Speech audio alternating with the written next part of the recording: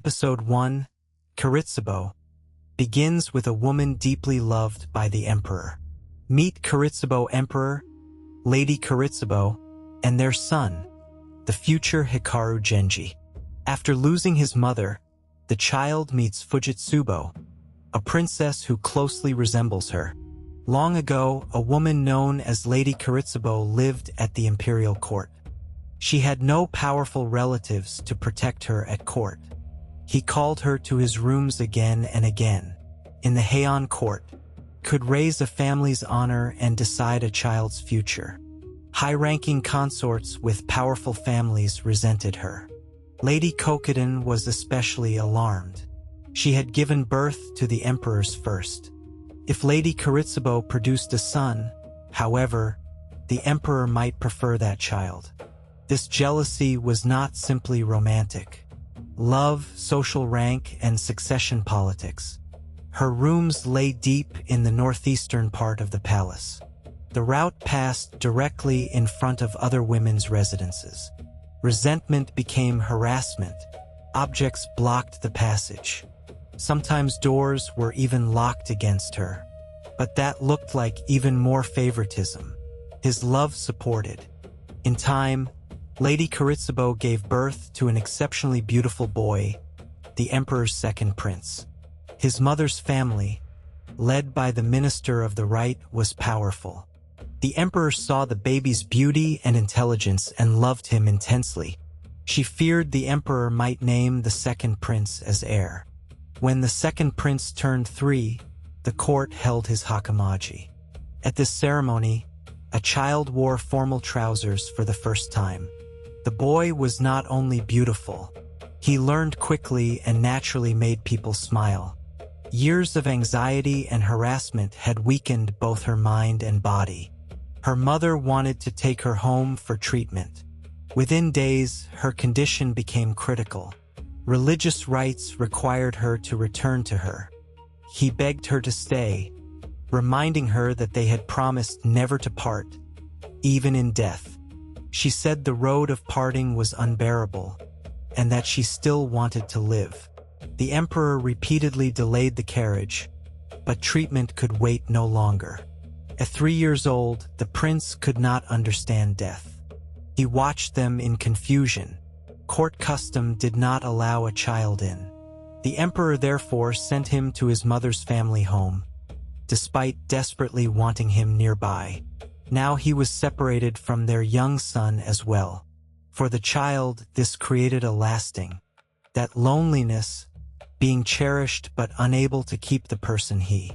The Lady Kiritsubo's funeral was held at Adagino, outside the capital. An imperial messenger arrived and announced a posthumous promotion to the third. The emperor regretted never raising her to the higher title of Nyogo while she lived. Only after her death did courtiers remember how gentle and considerate she had been. The praise that might once have comforted her. Autumn arrived, but the emperor's grief did not ease. Moonlight, insects, and flowers all reminded him of her. The messenger asked that the prince return to the palace. The emperor also began to question himself. Had the overwhelming way he displayed his. The story shows both profound devotion and a warning. Several months later, the second prince returned to court. He mastered Chinese classics and music with astonishing speed. Even Lady Kokiden found it difficult to reject him completely when she met his bright, affectionate personality. The first prince became crown prince. The emperor feared that naming his poorly supported younger son would. Around this time, a physiognomist from Goryeo visited Japan. The emperor secretly arranged a meeting, hiding the boy's identity. The boy had the signs of a supreme ruler, he said, but reaching that rank might not bring happiness. His fate did not fit neatly into either emperor or subject. The emperor decided that keeping the boy as an imperial prince would place him at the. He therefore gave him the family name Minamoto and changed his legal status from.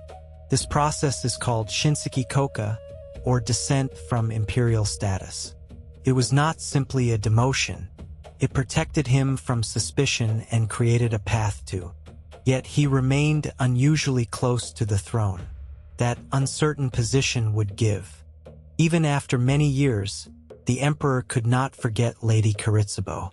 He brought the princess to court. She became known as Fujitsubo. Unlike Lady Kiritsubo, Fujitsubo had unquestioned. The court could not openly attack her for receiving imperial affection.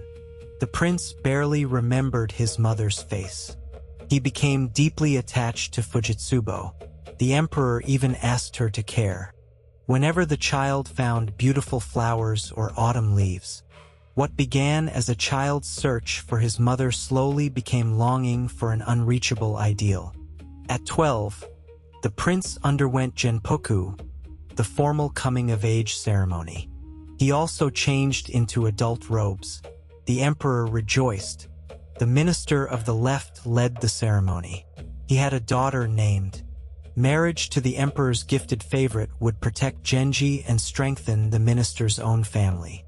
Coming of age placed a young aristocrat inside the adult worlds of court. That very night, Genji married Aoi, daughter of the minister of the left. Aoi had been carefully raised in one of the court's most prestigious families. But Genji had not chosen this marriage. Aoi too. Behind the splendid wedding, there was emotional distance. And the woman occupying Genji's thoughts was not. Episode 1 joins Lady Kiritsubo's death to the beginning of Hikaru Genji's life. He possessed extraordinary beauty and talent. Yet he carried the emptiness of losing his mother and was.